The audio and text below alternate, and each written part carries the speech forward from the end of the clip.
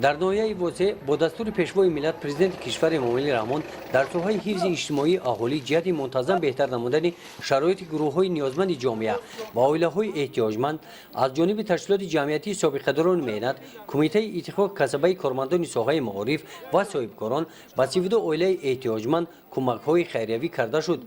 پیش از آغاز جشن عید نوروز در مقامات اجرایی حکومت دولتی ناحیه برای سهم ارزنده گذاشتن در ساحه‌های اقتصادی و اجتماعی ناحیه از نام مقامات اجرایی حکومت دولتی ولایت ختلان سابقه‌داران مهنت با تحفه‌های پولی قدردانی کرده شدند.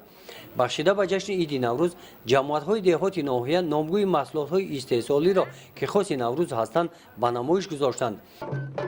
عنعنه‌های مردمی در توی‌های عروس و دامادی از قبیل سرشیان و جهاز عروسی نمایش داده شدند. در گذشته دور هم زنان تاجیک هنرمند بودند، مخصوصا زنان برای بافتن گلیم و لباس از این گونه واسطه‌های مهنت استفاده می‌نمودند. از نمایش هنرهای مردمی برمی‌آید که در دوران صاحب استقلالی تاجیکستان هنرهای مردمی از نو احیا گشته در حال رشد قرار دارند. در دسترخوان عیدانه نوروزی تیار نموده جماعت‌های دهات ناحیه طعام‌های نوروزی از قبیل هفسین و هفشین گذاشته شدند. اینجا طعام‌های ملی، سمنک، قروتاب، شکراب و شیرینی‌های گوناگون تیار کرده شده به نمایش گذاشته شدند. از آرد گندم یک چند نمود نان‌ها پختند. هر کدام این نان‌ها مزه خود را دارند. در پختن این نان‌ها شیر و قیماق همراه می‌نمایند. پختن چنین نان‌ها گوی هنرمند و کدبانو بودن زنان واسعگی را نشان می‌دهند. برای در سطح بلند جشن گرفتن عید نوروز همه ساکنان ناحیه از خرد تا کلان آمادگی دیدند.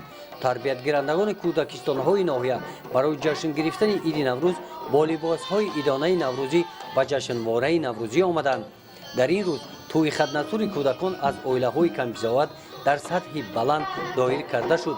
جشن عید نوروز در ورزشگاه مرکزی ناحیه با اشتراک هزاران نفر ساکنان ناحیه دوام یافت.